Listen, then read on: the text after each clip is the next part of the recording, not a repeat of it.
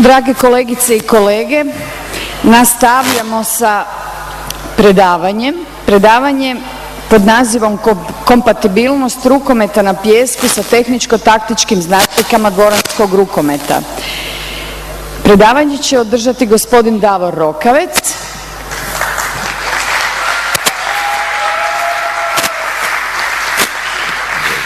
Trener Lokomotive i izbornik Hrvatske muške nacionalne selekcije rukometa na pijesku koji je sa 5 velikih natjecanja donio 5 medalja. Izvolite. Hvala lijepo. Dobar dan svima. Ja ću pokušati biti što je kraće moguće da vas ne maltretiram za kraj. Na kraju imamo jednu aktualnu temu. Obzirom se dvoranski rukomet bliži svom kraju, jer sezona je pri kraju, nekima je već završila, kreće ovaj dio rukometa na pijesku. Kompatibilnost, što je kompatibilnost? Vidite tamo definiciju, a moj zadatak danas je da vam pokušam prikazati kako su rukomet na pijesku i dvoranski rukomet kompatibilni, odnosno da su spojivi i uskladivi i da mogu funkcionirati unutar istog sustava ili okruženja bez međusobnog ometanja. Rukomet na pijesku relativno je nov sport i kao takav naišao je na puno odobravanja, međutim ima i ljudi koji su pokazali određenu skepsu, i onda pojavio se određeni krug trenera koji je unaprijed odbacio tu ideju i zabranio je svojim igračima da igraju. Iako, znači, skepticizam sam po sebi znači nepovjerenje, dolazi od grčke riječi skepsa, što znači razmišljanje i razmatranje, i ja bih preporučio svim trenerima, ne samo vezano za rukomet na pijesku, nego za sve ostalo kada nešto uvodite novo, bilo kakav sadržaj ili sredstvo rada, da najprije razmislite i razmotrite što vam dobroga može donijeti kako biste to uveli u svoj rad prije nego što donesete zaključak hoćete li to odbaciti ili ne. Znači, moj danas zadatak da vam pokažem kako rukomet na pijesku ipak ima svoje mjesto kao sredstvo i sadržaj rada i za dvoranski rukomet. Prije nego što krenemo, jedan promo.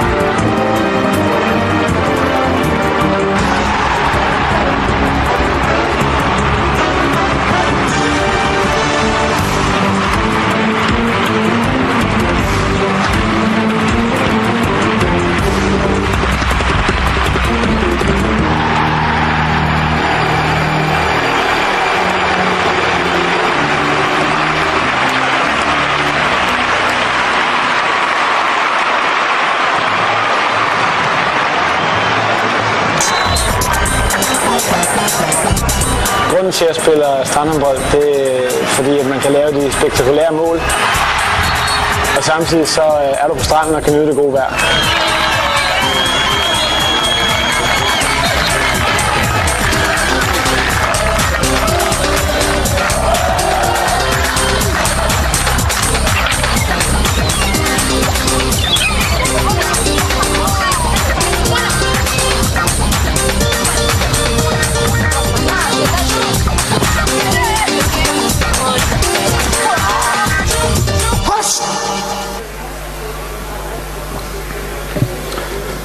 U ovom uvodnom videu vidjeli ste nekoliko zanimljivih informacija, jer prije svega ovo da, iako je relativno mlad i nov sport, uspio se proširiti na cijeli svijet, postaje vrlo brzo globalan sport, prihvaćen je i u nekim zemljama, vidite nabrojane neke gore zemlje, koje inače nisu tradicionalno rukometne zemlje, tako da uz pomoć rukometa na pijesku i širimo rukomet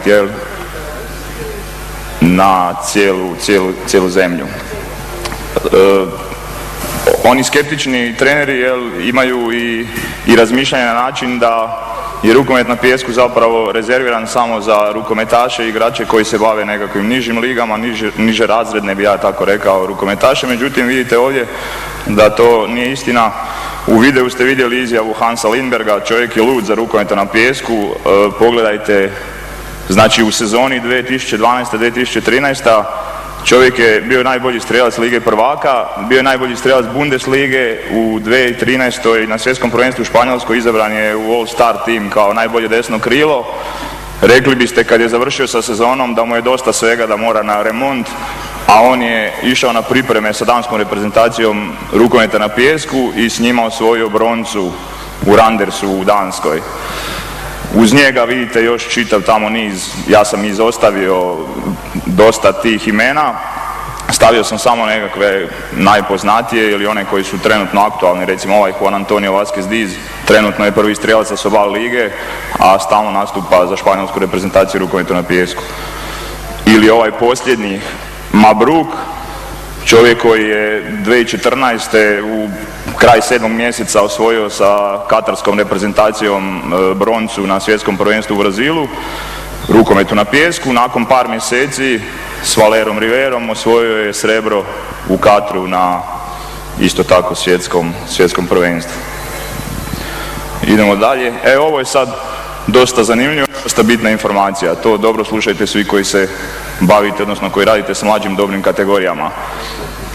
Ja kod sebe u klubu znam koliko je to težak, zahtjevan posao, jer isto radim sa mlađim dobnim kategorijama, pogotovo ove škole. Kad idete raditi animaciju, obično je model takav u klubovima da dođete kad počne školska godina, vi se pojavite u školi, onda molite ravnatelja da vas pusti u školu, pa idete u razrede, pa pokušavate raditi prezentaciju o razredima na satovima tjelesne zdravstvene kulture. I onda ko ima više sreće dobije više klinaca, ko nema manje i tako dalje. Znači ta borba konstantna sa drugim sportovima je jedan problem koji mi imamo i teško nam je doći do klinaca, jer ne znam, preko ljeta teško je vidjeti djecu da se igraju rukomet. Znači klinac dođe kod susjeda na koš, ubacuje, zavoli košarku, ode u košarku. Gleda ninja kornjače, upiše se u taekwondo ili nekakav drugi borilački sport.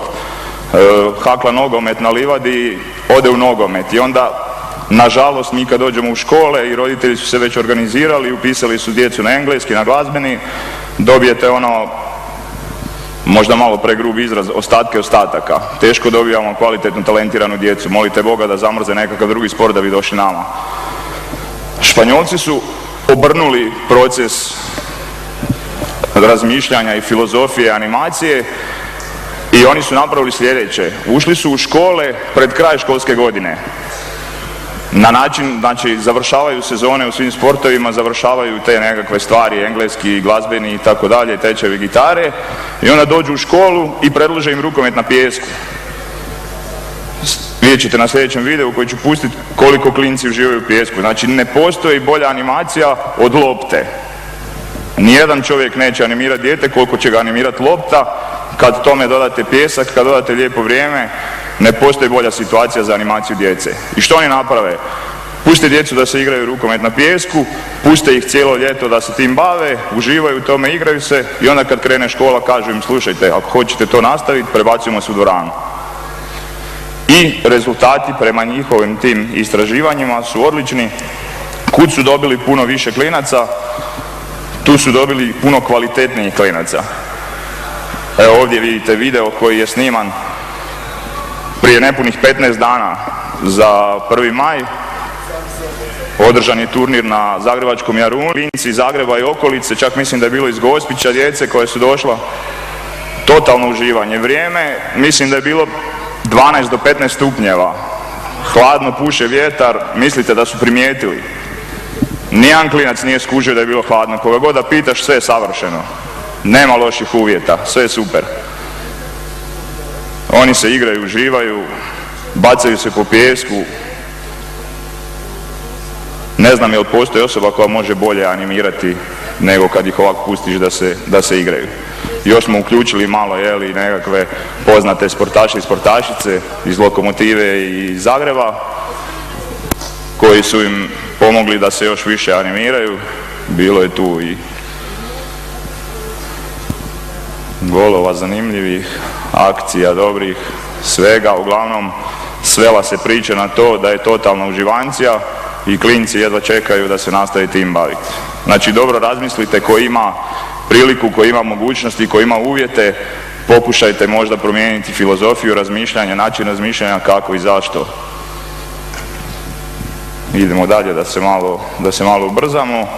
Znači, rukomet na pijesku i općenito trening na pijesku zbog svojih specifičnosti i karakteristika može pomoći vašim sportašima u razvoju motoričkih i funkcionalnih sposobnosti, međutim nije to današnja tema jer je to preopširno. Ja ću vam danas pokušati reći iz mog osobnog iskustva i nekako moje subjektivno mišljenje što rukomet na pijesku može ponuditi, dakle kroz direktan ili indirektan utjecaj na nekakve poboljšanje i razvoj segmenata igre u obrani i napadu u dvoranskom rukometu. Krenut ćemo s obranom. Ja neću ovdje polemizirati je li važnija obrana ili napad. To ćete vi sami uzeti, netko više voli obranu, netko više voli napad. Svima je jasno kolika je važnost dobre obrane. Što se tiče rukometa na pijesku, karakteristika obrambene ekipe, odnosno ekipe koja se brani, je da je stalno u brojčanoj inferiornoj poziciji. Znači stalno imate igrača manje, stalno morate puno više raditi i na taj način se razvija, kao što vidite ovdje, znači taj konstantan igrač manje razvija vam taktiku međusobne suradnje, preuzimanja napadača, konstantno njih dvoje, odnosno troje, moraju surađivati, moraju brinuti, znači on nema jednog svog igrača kojeg čuva, nego konstantno ima na pameti gdje je lopta i mora čuvati, odnosno razmišljati o dva napadača. Jednog kojeg će pokrivati, a biti dovoljno pametan da zna kojeg možda može pustiti, ostaviti po strani. Znači razvoj percepcije, koncentracije i pažnje, jer u svakom trenutku on mora razmišljati o igrača i lopti. Idemo vidjeti sljedeći video. Ako će raditi, naravno. Zašto je to bitno?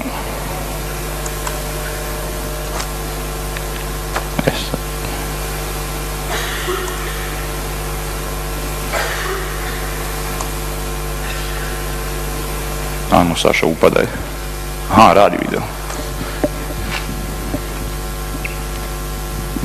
Znači, gledajte tu suradnju obrambenih igrača koji moraju pratiti igrača s loptom, dva igrača. Poslije ćete vidjeti, znači ide za redom. Vidite onaj krajnji obrambeni igrač kako je imao tamo markera, čiji gol vrijedi 2, ali je uspio prepoznati situaciju, zaobići ispred i spriječiti dodavanje na pivota. Znači moraju čuvati dva igrača, prepoznati situaciju, znati na koju stranu ide. Zašto je to bitno, poslije ćete vidjeti u dvoranskom rukometu, pogotovo u plitkim zonskim formacijama, suradnja, igra 2 na 2, dva obrambena igrača gdje se moraju dogovoriti koji će preuzeti napadača s loptom, koji će uzeti pivota i na koji način će to riješiti. Cijelo vrijeme pričamo o nekakvoj anticipaciji, to ću mi poslije reći, pogledajte ovdje kako se prepozna situacija, konstantno se radi i dođe do lopte ispred napadača.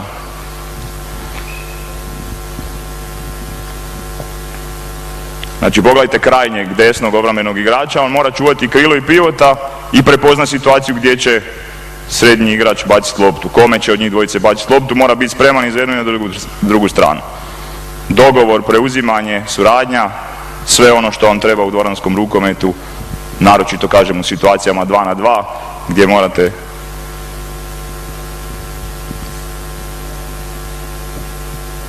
preuzimati igrača, morate znati ko izlazi van, bez kvalitetne suradnje, bez dogovora nema dobre obrane. Evo vam sad te sve iste situacije, ali u dvorani. Pogledajte tamo onoga halfa, ili ako hoćete peticu, jel? Kako ima čuvat vanjskog igrača, međutim prepoznao je da lopta ide na pivota, spustio se, stao ispred i uzeo loptu. Ne znam jel vidite dobro. Postavljanje ispred kružnog napadača, osvajanje lopte, znači to je dogovor. Ovo je dobra situacija. Dvojka je uspjela prenijeti dva igrača, ovog trećeg nije uspio, trojka izađe da bi pokrio to, a on se spusti dolje i presjeće loptu pivotu. Znači ono što vam ja želim reći je da umjesto da radite nekakve vježbe koje su specifične u dvorani, da eventualno gubite energiju, kroz situacijske vježbe igranja rukometa na pijesku možete poboljšavati segmente igre u obrani, poslije ćemo vidjeti i u napadu.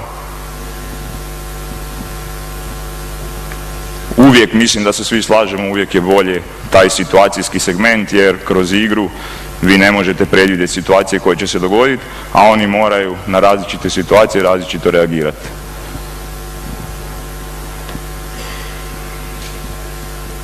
Opet svodi se na prepoznavanje igre, na preuzimanje igrača, na pokrivanje prostora, praćenje lopte. Idemo dalje, znači isto tako utječe se na igrače.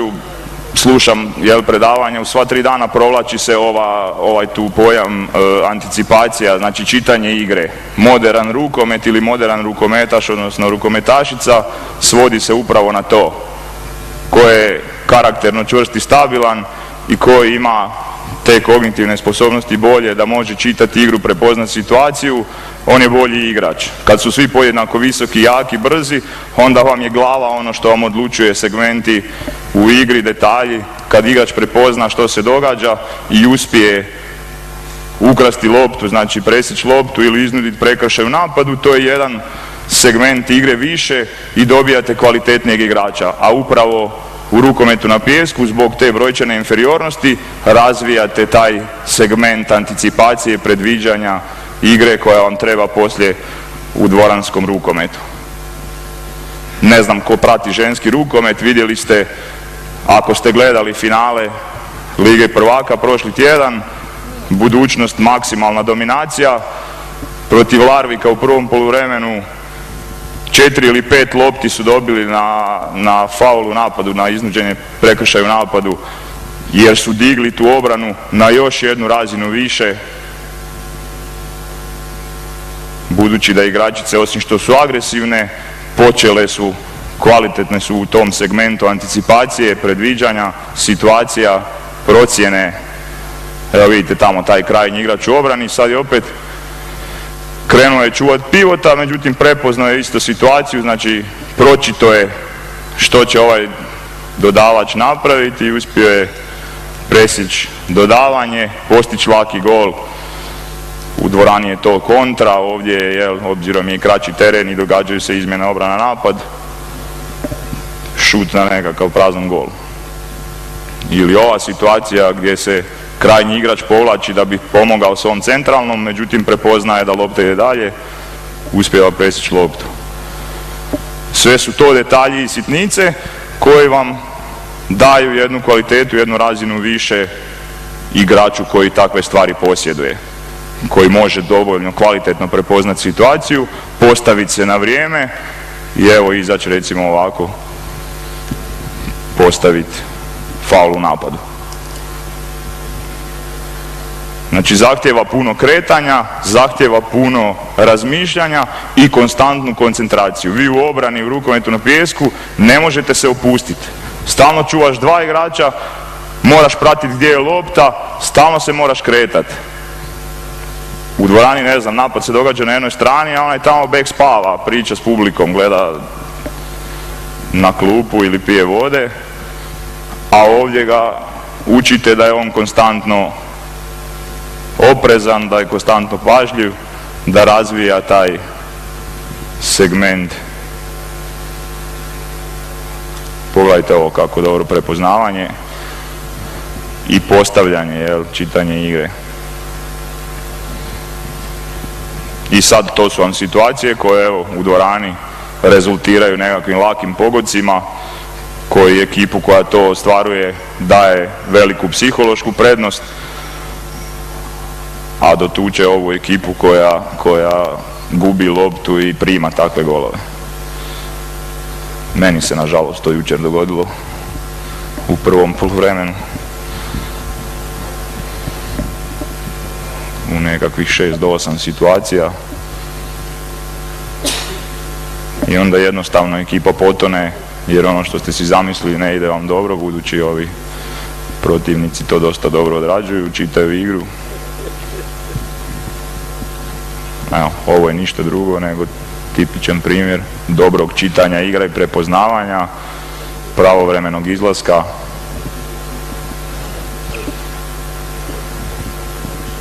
Znači sve te situacije, kažem, umjesto da ih vježbate na nekakve možda, da se tako izrazim, suhoparne vježbice u dvorani, možete ih uvježbavati na direktan ili indirektan način igrajući rukomet na pijesku. Pogledajte ovo, koja je to kvaliteta prepoznati u punom trku i postaviti se na vrijeme.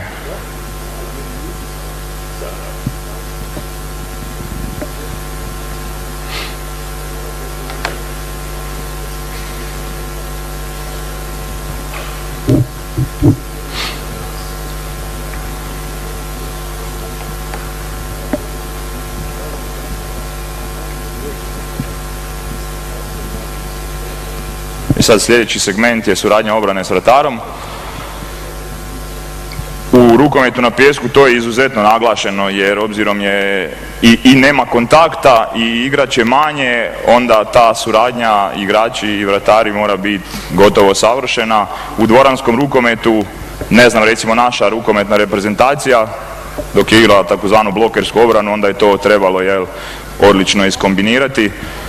Da blok pokriva jednu stranu, golman se nađe u onoj dijelu gola koji je nepokriven i tako brani. Nekad više funkcionira, nekad manje, ali ako to dobro funkcionira, onda i povećava učinkovitost vratara koji ima više obrana, ali i kompletne obrambene formacije u cijelosti jer su svi onda sigurniji i imaju više samopouzdanja. Ovo je zadnje, znači, dosta bitan segment. Razvoj povjerenja između te prve obrambene linije, kako sam ja nazvao, znači koju čine igrači, i druge obrambene linije koju čini vratar. Ako je to ta suradnja, znači jednostavno golman mora vjerovati svom obrambenom igraču da će on pokriti taj kut koji su oni dogovorili, a on će onda na osnovu toga ostati pokrivati drugi kut. U rukometu na pijesku je to, pustit ćemo odmah da vidite, znači to je jako izraženo. Pogledajte, bloker skače pokrivati suprotnu stranu gola, a vratar ostaje u prvom kutu i brani taj prvi kut, Kažem, u dvoranskom rukometu su više manje situacije, ne znam, iz pasivne igre, ili ako imate baš igrače koji su antropometrijski tako građeni da onda mogu se oslanjati na blok pa igraju takvu obranu. I tu dolazi do izražaja ta znači taktika međusobne suradnje i taj bitan segment međusobnog povjerenja. Znači oni moraju vjerovati jedan drugom, maksimalno povjerenje golman mora imati u svog obrambenog igrača da će mu pokriti kompletan suprotni kut, a on onda može ostati i koncentrirati se na ovaj dio pokrivanje strane gola koja je slobodna.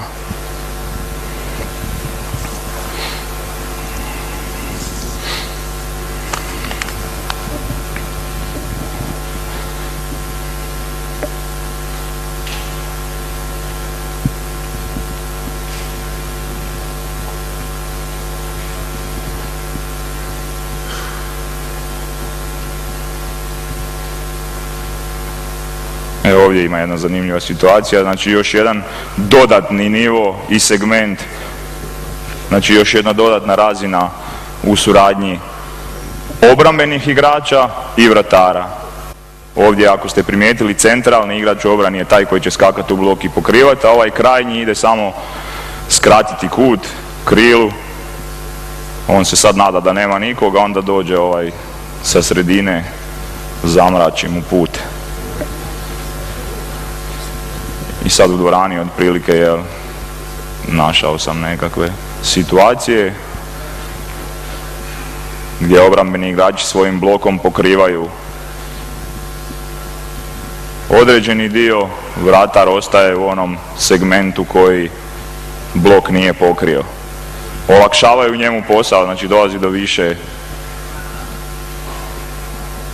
do više obrana, veća učinkovitost vratara, raste njemu samopouzdanje, raste samopouzdanje cijeloj ekipi, a zapravo ste došli u posjed lopte bez faula.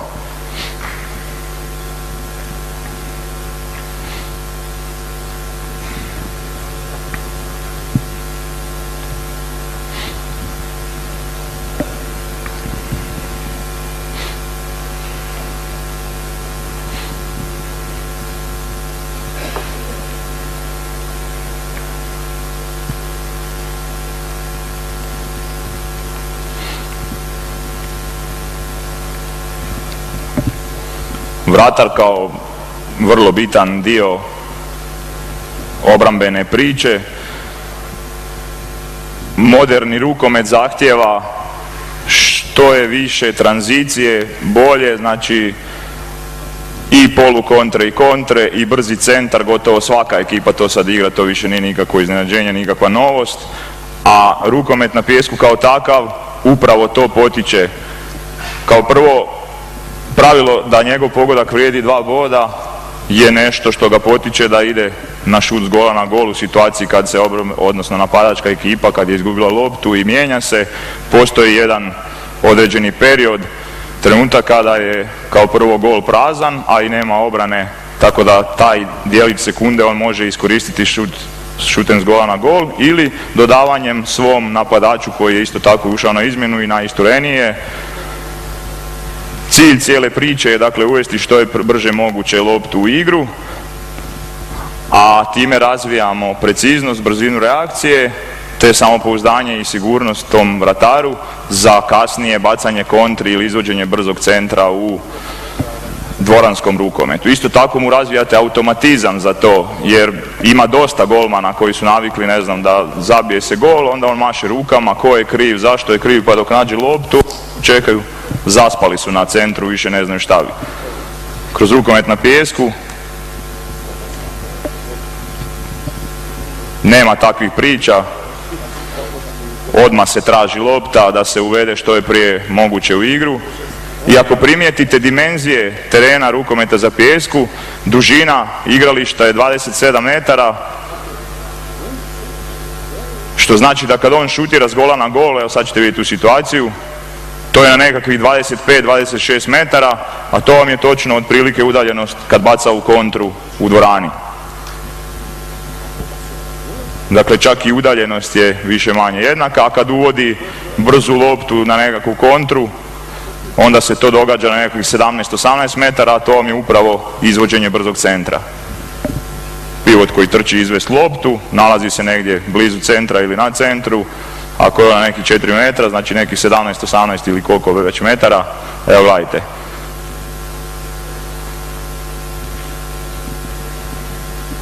I sad umjesto da imate neku vježbu gdje će golman samo bacati tu loptu u dvorani, izvedete ga na pijesak, pustite ga da igra. Ne kažem da isključivo trebate to raditi. Nemojte sad zaboraviti raditi to u dvorani pa kao ne treba nam više. Jednostavno još jedno sredstvo ili sadržaj gdje će oni u malo opuštenijoj atmosferi, ali i dalje kroz situacijske uvjete vježbati neke stvari koje će mu pomoći u dvorani. Znači ja ne govorim da rukomet na pijesku je zamjensko sredstvo za nekakve vježbe koje radite u dvorani, to ni slučajno. Jednostavno samo kroz situaciju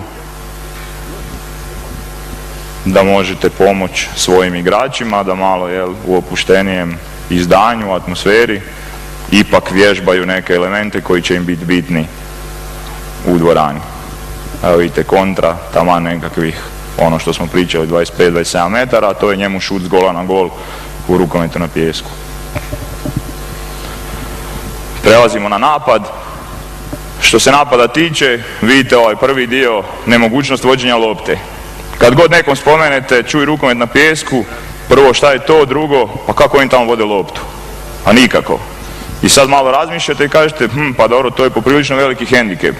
Međutim, kad malo bolje još razmislite, kad uđete u dubinu, pogledate trend modernog rukometa, pa svi više manje već žele da se to lupkanje lopte u pod ili smanji ili da se u potpunosti ukine, jer lopta je uvijek brža od čovjeka i što više lopta ide bez lupkanja, to je veća vjerojatnost da ćete razbiti zonu i da ćete postići gol. Osim toga, za mlađe dobne kategorije imate mini rukomet, najbolji klinac je najmotoričniji, uzme loptu, povede, ode on sam i zabije gol. U rukometu na pijesku to nije moguće. Rukomet na pijesku, on mora dodati nekome pa se otkriti u prazan prostor da bi dobio loptu, da bi iskoristio, znači mora surađivati i na taj način mu razvijate svijest o kolektivnoj igri i umanjujete taj individualizam koji će vam poslije možda u dvorani smetati kada on bude imao 16-17 godina i onaj drugi obrambeni je jak koji on pa više ne može proći, onda ćete govoriti pa nemoj stalno 1-1. A ovako mu to, ajmo reći, spriječite. Evo pogledajte primjer, akcija koje završavaju golom, a da nema vođenja. Vjerujem da se slažete sa mnom, svi treneri, da biste htjeli da vaše ekipe u napadu izgledaju upravo ovako. Svi se kreću, sudjeluju 3 do 4 igrača minimalno u napadu, lopta cijelo vrijeme ide, igrači trče i oni koji imaju loptu i oni koji nemaju, stalno su nekakva kretanja i zona obično puca, ostaje netko uvijek sam. A to vam je upravo to. Rukomet na pijesku vam razvija, znači, širenje zone, kretanje u prazan prostor, predaja lopte, napadanje prostora između 2 igrača. I još jednu stvar razvijate. Igrač s loptom dolazi u trku, prima loptu, mora imati 3, 4, 5 različitih rješenja, a da nijedno od tih rješenja nije lopta u pod. Znači još jedna kvaliteta iznad.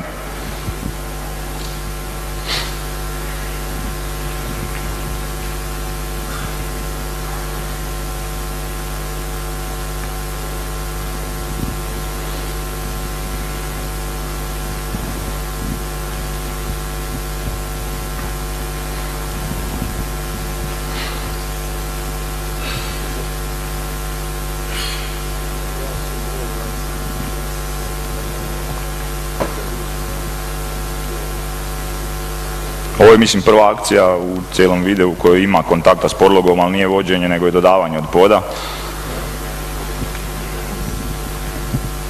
U rukometu na pijesku bi to išlo u cepelin gore, ovdje je moglo ići i dodavanje od poda i normalno dodavanje. Ovako je malo efektnije izgledalo.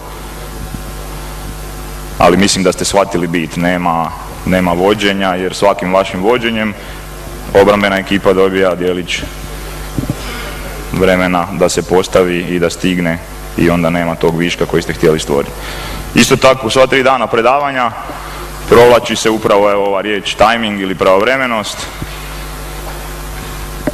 Hoćete u obrani pravovremeni izlazak, postavljanje, hoćete u napadu pravovremeno utrčavanje na drugog kružnog, blok de blok pivota, pravovremeno dodavanje. U svim segmentima rukometne igre stalno se provlači ta pravovremenost, timing. Rukomet na pijesku ne može funkcionirati bez pravovremenosti, bez tog tajminga, pardon. Dođete li prerano, sad ćete vidjeti neke situacije, trebate zabiti gol iz cepelina, dođete li prerano, morate se zaustaviti pa onda skočiti bez zaleta, vjerojatno nećete uspjeti dobro realizirati, bit će prestup ili uopće nećete uspjeti ništa napraviti.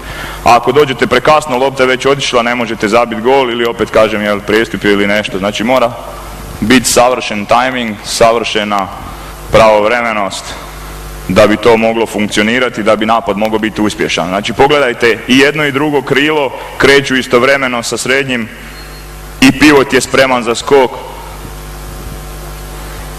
I na ovoj istoj situaciji nema kašnjenja, nema prije vremenog ulaska, jer jednostavno ne bi moglo funkcionirati. Ne bi bilo dobro izvedeno i ne bi završilo golom. Razvijanje tajminga, evo vam u dvorani, pravovremeno utrčavanje na drugog kružnog napadača, postizanje lakog gola, prevarite obranu. Ista situacija.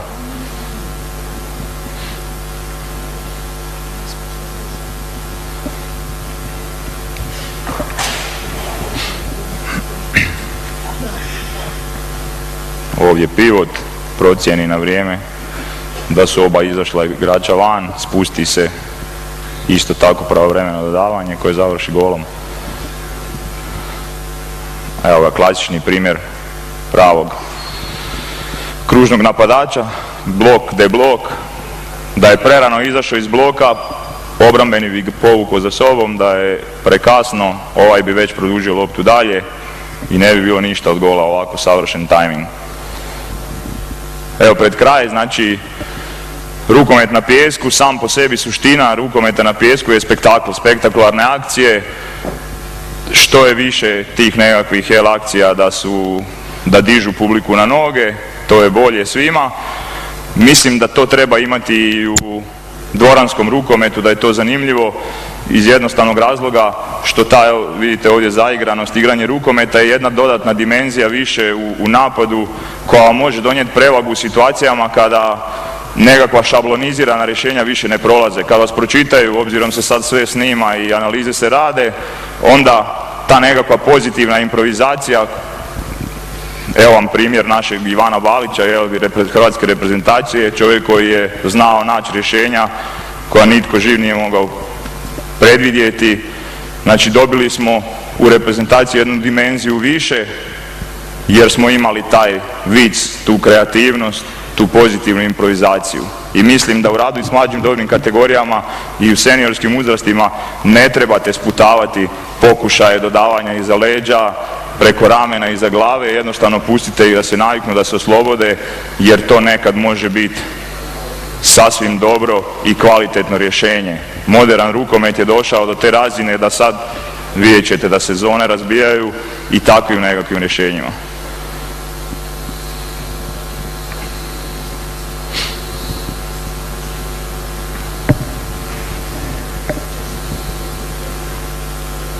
Pogledajte ovo.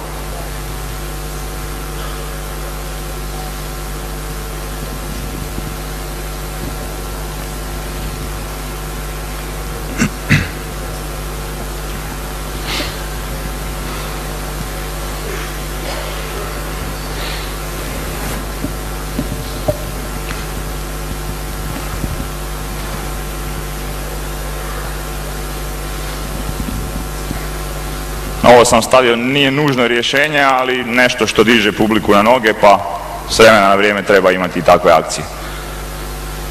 Ali ovo je recimo jedno jako kvalitetno rješenje. Ili pogledajte ovu situaciju. Vešprem je jedna od najboljih obrana na svijetu, teško ih je probiti, a onda na ovakvu jednu mogućnost, situaciju, rješenje, uspijete doći do pogotka, jer možda sve vaše šablone i sve što ste odigravali niste uspjeli, imate problema s realizacijom i onda jednostavno i da se vi opustite i da njih malo stavite pod pritisak, napravite ovakvu neku situaciju.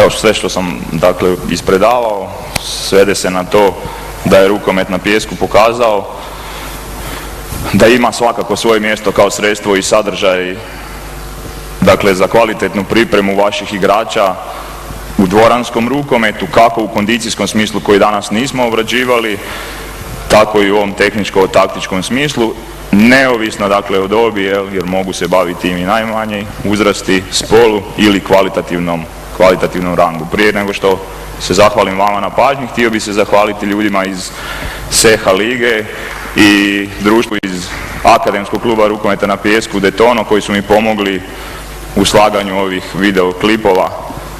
I na kraju hvala vama na pažnji, želim vam ugodne praznike. Hvala lijepo gospodinu Rokavcu. Poštovane kolegice i kolege, evo nas na samom kraju. Uspješno smo apsolutno